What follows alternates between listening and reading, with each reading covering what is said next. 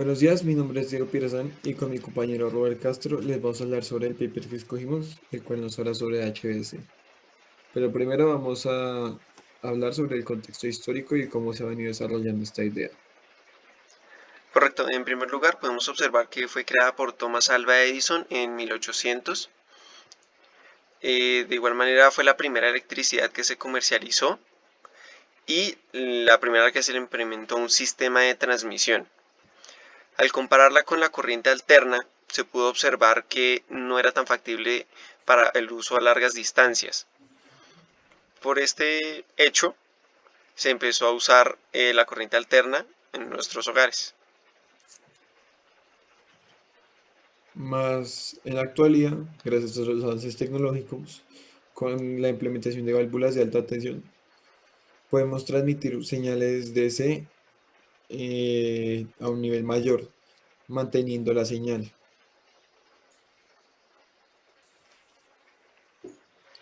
Ahora hablando de las formas de convertir una señal AC a DC, estaría la conmutación normal, que vendría siendo con la implementación de tiristores, conmutación por capacitores, la cual nos ayuda a arreglar el fallo de la conmutación, siendo la relación entre la compuerta y la señal mm, a rectificar.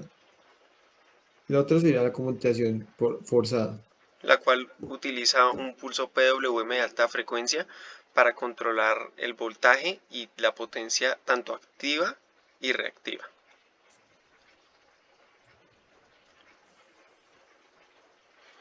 Dentro de los componentes podemos observar la estación convertidora, la cual se dispone tanto en el punto donde se está generando la energía hasta el cual va a llegar. Y consiste en el equipo necesario para convertir la corriente alterna a continua o viceversa según sea el caso. En el caso del medio de transmisión, utilizamos un cable grueso con un aceite bastante viscoso, el cual nos ayuda a aislar el material, reducir la temperatura de este y a su vez nos ayuda debido a un factor de capacitancia que el factor dieléctrico con el que cuenta el aceite, así creando un campo dentro del el cable. En la estación convertidora podemos observar las válvulas de tiristores, las cuales se pueden habilitar con un solo pulso y solamente se inhabilitan apenas la frecuencia se reduce lo suficiente en su puerta.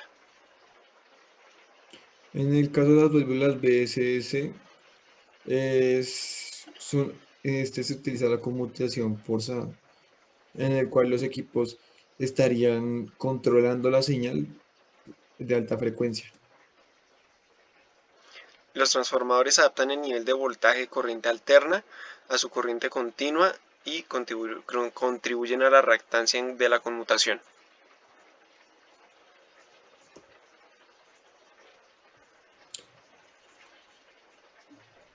Ahora Dentro pasemos de, al uso de filtros. dentro de los filtros AC podemos observar que se colocan tanto a la entrada como a la salida para eliminar los caracteres armónicos de la red y estos pueden afectar el rendimiento tanto de los dispositivos al causar sobrecalentamientos o interrupciones en el servicio, causando daños dentro de nuestra propia red. Se implementan bancos de capacitores para consumir la potencia reactiva y maximizar la cantidad de corriente que llega hasta el destino. En el caso de la implementación de los filtros DC, estos los veremos más que todo en sistemas de telecomunicaciones o sistemas de red, debido a que estos sufren una perturbación a la hora de implementarse de las señales HBS en estos debido a los armónicos. Esto nos ayuda a suavizar la señal. Dentro del diseño y construcción tenemos que observar que requerimos de ciertos parámetros básicos, entre los cuales podemos observar la potencia a transmitir, la distancia de transmisión, el nivel de voltaje, la sobrecarga temporal y continua, el estado de la red en el extremo receptor y los aspectos ambientales.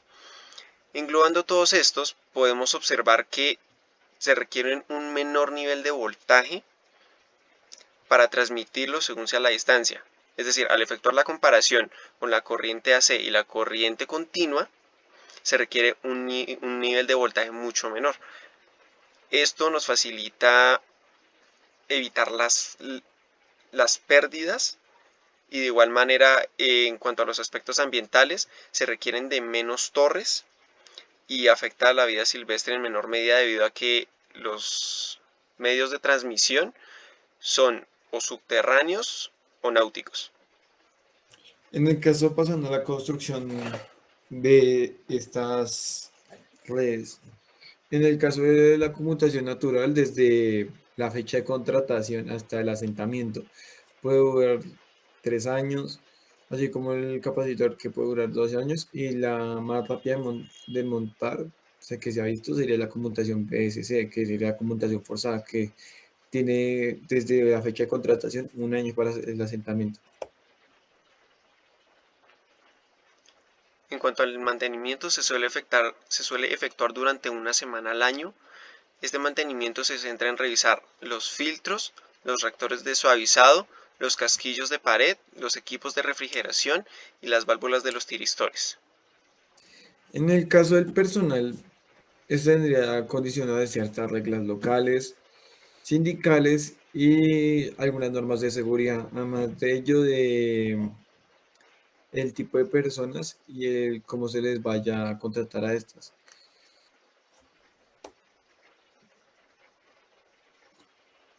Pasando al costo del asentamiento, es muy difícil definir o calcular bien el costo de una red HVC, ya que como habíamos visto, existen por conmutaciones, ya hay una diferencia. Si el medio va a ser subterráneo o submarino, ahí afecta.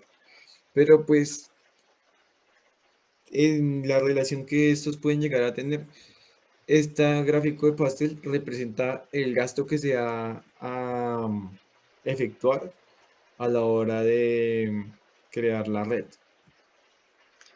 En cuanto a la comparativa del precio de transmisión de la corriente alterna y el HVDC, podemos observar en la gráfica roja que el precio aumenta. Esto debido a la implementación de más torres y la cantidad de cable que se requiere para comunicarse entre estas.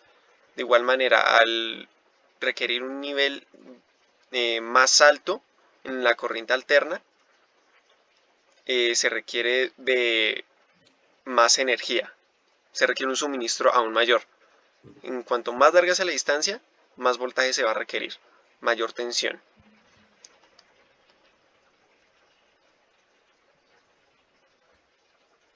Pasando a las ventajas de los sistemas VHDS, no cuenta con límites de transmisión. Como ya hemos visto en la gráfica anterior, podemos ver el precio de CC contra la distancia de esta, siendo más barato el CC a largas distancias. Y en cuanto al control de flujo de potencia, podemos controlar la señal, la parte activa y reactiva de la señal. Entonces tenemos un control total. Podemos transportar más energía por medio de un conductor determinado. Eso quiere decir que no tendríamos que hacer un gran cambio en los sistemas actuales que utilizan AC, sino que podemos implementarlo. Y en cuanto al impacto ambiental, como ya habíamos dicho, no utilizaremos tantas torres para efectuarlo y no haría un daño en la vida silvestre. En cuanto a la implementación del BSC, podemos controlar la potencia reactiva, como ya hemos visto, sin uso de equipos de compensación. Eso quiere decir que no tendríamos que, igualmente que el cable de un conductor determinado, no tenemos que reimplementar equipos a la red actual.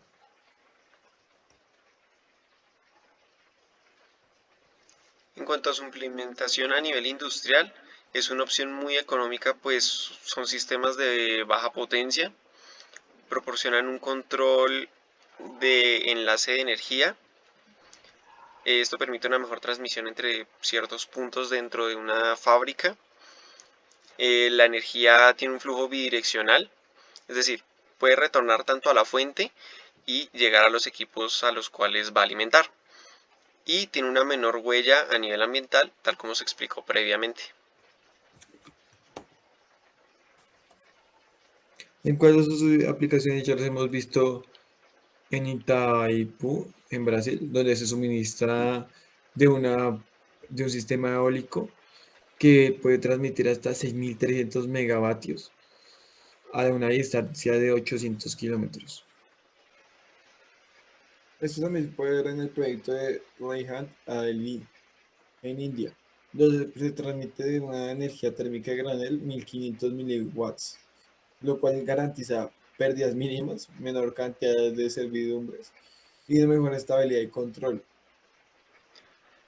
Otro proyecto en el cual se implementó fue entre Leyte y Luzón en Filipinas, el cual aprovechó el uso de energía geotérmica al granel, conectando así estas islas y mejorando la estabilidad de red en la corriente alterna de Manila.